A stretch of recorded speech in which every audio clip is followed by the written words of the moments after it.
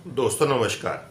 दोस्तों, आपको ये तो मालूम ही है, अमिताभ बच्चन जी ने किसी टाइम पर एक कंपनी बनाई थी एबीसीएल कॉरपोरेशन। ये एबीसीएल कॉरपोरेशन 1999 तक आते आते फ्लॉप हो गई और जिसकी वजह से उनको 90 करोड़ का लोन हो गया उनके ऊपर। तो क्या कारण थे, क्या फैक्टर थे, ये कंपनी क्यों डूबी, उसके बारे में हम आज का एपिसोड लेकर आए हैं। तो बने रहे हमारे साथ और जानिए अमिताभ बच्चन जी की लाइफ हिस्ट्री के बारे में।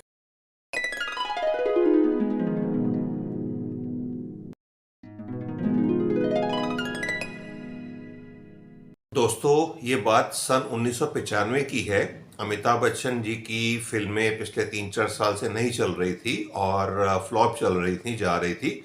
तो उन्होंने अपने आप को एज अ सेल्फ रिटायरमेंट लेने की सोची और कॉरपोरेट बिजनेस में आने की सोची।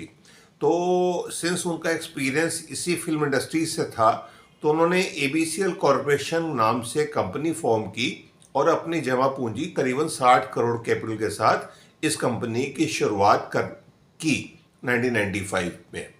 तो जब ये कंपनी बनी या बनाई गई, उसमें उस टाइम की कॉरपोरेट वर्ल्ड में जो नाम था हिंदुस्तान लीवर का, उसके टॉप एग्जीक्यूटिव्स को इसमें हायर किया गया और संजीव गुप्ता नाम से इस कंपनी के सीईओ अपॉइंट किए गए, जो हिंदुस्तान लीवर से हायर किए गए थे। ये company film production, film distribution और इवेंट मैनेजमेंट के लिए बनाई गई। इस कंपनी ने पहले साल के अंदर तो अच्छा काम किया, क्योंकि उन्होंने टीवी शो एक प्रोडक्शन प्रोड्यूस किया, देख भाई देख। उस टाइम पे दूरदर्शन पे ये सीरियल आता था और जया बच्चन के नाम से इसकी प्रोडक्शन उन्होंने ही इसको किया। तो ये एबीसीएल बैनर के अंडर थी और उन्होंने ही इसको फाइनेंस किया था। ये हिट रहा और एक मूवी आई उसी टाइम पर जिसको प्रोडक्शन किया गया एबीसीएल द्वारा, तेरे मेरे सपने। ये मूवी भी हिट रही। तो पहले साल में 1995-96 का जो पहला फाइनेंशियल ईयर था, इस कंपनी ने 15 करोड़ का कुछ प्रॉफिट निकाला। तो इसमें अमिताभ बहुत खुश हुए और उन्होंने कंपनी को बड़ा एक्सपेंड करने की सोची और एक विजन लिया कि अगले 5 साल में ये कंपनी 1000 करोड़ का काम करेगी और कॉरपोरेट कल्चर इसमें आएगा।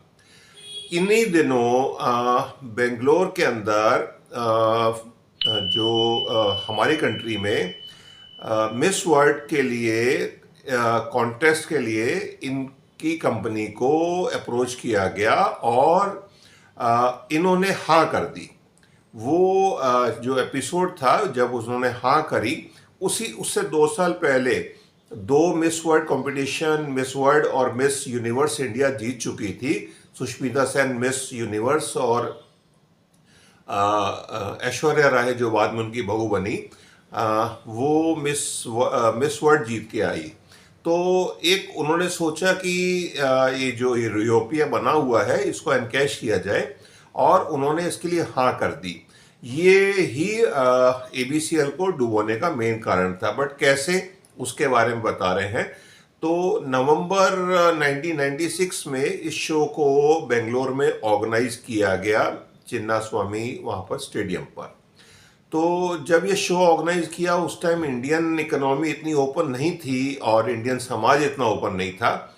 तो लोगों ने जो फंडामेंटल्स थे और जो फेमिनिस्ट ऑर्गेनाइजेशंस थी, उन्होंने इसको बड़ा ही अपोज किया, बड़े वायलेंट तरीके से। पूरे कंट्री में एजिटेशन होने लग गए कि हमारे कंट्री का जो कल्चर है उसको ख़राब किया जाएगा, लड़कियों को स्विम सूट में आएंगी यहाँ पर, तो हमारे कल्चर में लड़कियों पे क्या बुरा असर पड़ेगा, उस पे यहाँ तक कि सेल्फ इमोलेशन बिट्स होने लग गए। तो जिससे पब्लिक और जो वो थे एडवर्टाइजर्स, वो नहीं मिल पाए, इसको शो को स्पॉन्सरशिप नहीं मिल पाई और फाइनली ये शो लॉसेस में गया। बिकॉज इसको जो मैनेज करने वाली टीम थी, जो सीईओ संजीव गुप्ता और उनके एग्जीक्यूटिव्स थे, वो वहाँ पर भी काफ़ी हद तक फियास्को हुआ। ओवर बजटिंग हो गई, रिस्क मैनेजमेंट को कवर नहीं किया गया और फाइनली ये शो बड़े हौच पौच तरीके से बेंगलोर में ऑर्गेनाइज हुआ। इसमें स्विम शूट शो को तो सेशल्स में जाकर शूट किया गया। तो ये 23 नवंबर 1996 की इशू था। बट उस टाइम पर कुल मिलाकर ये तो मालूम था अमिताभ जी को कि लॉसेस तो हो रहे हैं, बट ये नहीं मालूम था कि लॉसेस किस हिसाब तक जाएंगे, क्योंकि ये शो को जब ऑर्गेनाइज करना था तो ह्यूज फंडिंग की ज़रूरत थी। और क्योंकि इंटरनेशनल लेवल का शो था और कंपनी के पास उस टाइम पर इतना पैसा नहीं था कि अपने सेल्फ जो फाइनेंसिंग से कि शो को ऑर्गेनाइज किया जाए, तो बैंकों से लोन लेना पड़ रहा था। तो बैंक्स ने लोन तो देने को हाँ कर दिया, बट उन्होंने बोला अमिताभ बच्चन की पर्सनल गारंटी होगी तो ही लोन मिलेगा। कुल मिलाकर अमिताभ बच्चन जी ने हर पेपर पे साइन किए, पर्सनल गारंटी थी उनकी। तो ये शो में एक तरह से सारी जिम्मेवारी फाइनली अमिताभ बच्चन जी के सिर पे आ गई। इसी दौरान उनके बच्चे जो श्वेता बच्चन की मैरिज फिक्स हो गई थी, और जो फरवरी 1997 में 16 फरवरी 1997 में उनकी मैरिज थी। तो ये मैरिज भी थी बच्ची की। और अभिषेक बच्चन 21 साल की एज में थे, बॉस्टन यूनिवर्सिटी में पढ़ रहे थे अमेरिका में, स्टडी कर रहे थे एमबीए की। तो अभी वो फिल्मों से दूर थे। तो ये जब फियास्को हुआ, सारा कुछ हुआ, किसी तरह श्वेता बच्चन की मैरिज की गई। बट इसके साथ साथ जो ये सब लॉसेस अब सामने आए, इसी दौरान 1997 के अंदर एक फिल्म मृत्युदाता, उसको भी फाइनेंस किया गया एबीसीएल द्वारा, जिसमें अमिताभ बच्चन जी ने लीड रोल किया।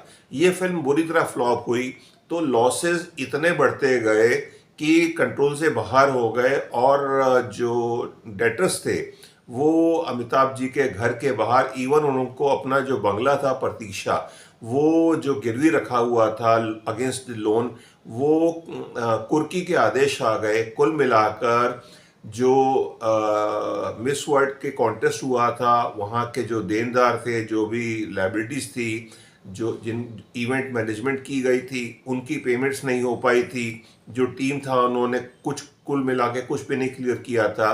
तो वो सब लेनदार जितने थे वो सब अमिताभ जी के घर के बाहर खड़े हो गए पेमेंट लेने के लिए।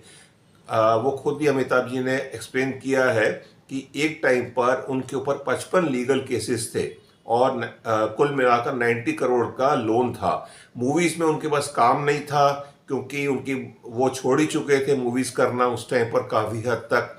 बट फिर भी उसी दौरान 1998 के अंदर छोटे मियाँ बड़े मियाँ उनको एक मूवी मिली, वो उन्होंने साइन की। बट आप उनकी जो फेस पे भी देख सकते हैं मूवी में कि उनकी सेहत किस तरह से डिबेकल थी, फर्क था। तो उनके चेहरे पे क्लियर भाव दिख रहे हैं कि ये जो भी लायबिलिटीज थी या बर्डन था, वो उनको बुरी तरह हिट किया गया था। इसी दौरान 1997, 8, 99, 99 आ गया और ये फियास्को एक पीक पे आ गया। तो जब उन्होंने ये देखा कि ये बर्डन बढ़ता जा रहा है, उन्होंने अभिषेक बच्चन को भी बॉस्टन से वापस बुला लिया, उसकी पढ़ाई ख़त्म करवाई और उसको भी बोला कि मैं अब आपको अफोर्ड नहीं कर सकता पढ़ाना। और दोनों फादर सन उन्होंने मूवीज़ में काम करना शुरू किया, दोबारा से काम ढूंढा। अमिताभ बच्चन जी को तो मोहब्बतें का रोल मिला और केबीसी मिला, जहाँ से ब्रेक मिला।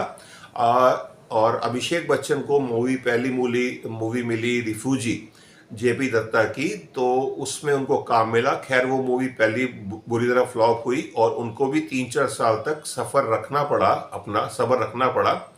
उनको फाइनली सक्सेस मिली 2004 में आकर धूम में।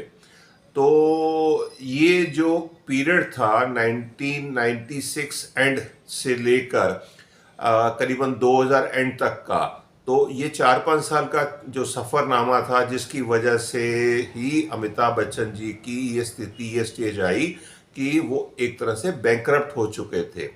तो एक तरह से क्या क्लियर कट बैंकरप्ट थे और उनके ऊपर ह्यूज बर्डन था उस ज़माने में। ये 90 करोड़ का जो भी लोन था, जो आज के तारीख में करीबन 1000 अगर रहता तो 1000-1500 करोड़ की वैल्यू होती है आज की तारीख में, जिसको उन्होंने चुकता किया और आज वो सक्सेसफुल हैं वाया केबीसी एंड मूवीज़, क्योंकि उसके बाद उन्होंने काफ़ी ऐड भी किए, जिस तरह का भी ऐड मटेरियल उनको मिलता रहा उसमें किया और कवर किया। आज वो सक्सेसफुल है, इस चीज़ से बाहर आ चुके हैं। ये किस तरह से बाहर आए उसका हमने एपिसोड अलग से किया है। उस एपिसोड का लिंक इसी एपिसोड के डिस्क्रिप्शन बॉक्स में आपको मिल जाएगा। वो हमारा मोस्ट व्यूड एपिसोड है चैनल के ऊपर, उसको आप जाकर देख सकते हैं। तो इस एपिसोड में इतना ही, और सीख ये मिलती है कि जब उनके साथ तकलीफ थी, जब उनका स्ट्रगल था, तो उनकी फैमिली ने उनको बड़ा सपोर्ट दिया, खासकर अभिषेक बच्चन ने, जिसकी वजह से वो वापस खड़े हो पाए। तो अगर बच्चे सपोर्ट दें तो फादर वापस खड़े हो सकते हैं। उनकी अपनी हिम्मत तो बिल्कुल 90% की थी, बट 10% सपोर्ट फैमिली का भी होना ज़रूरी है। आप लोगों का क्या मत है, क्या कहना है? आइए जानते हैं आपके व्यूज़ कमेंट बॉक्स।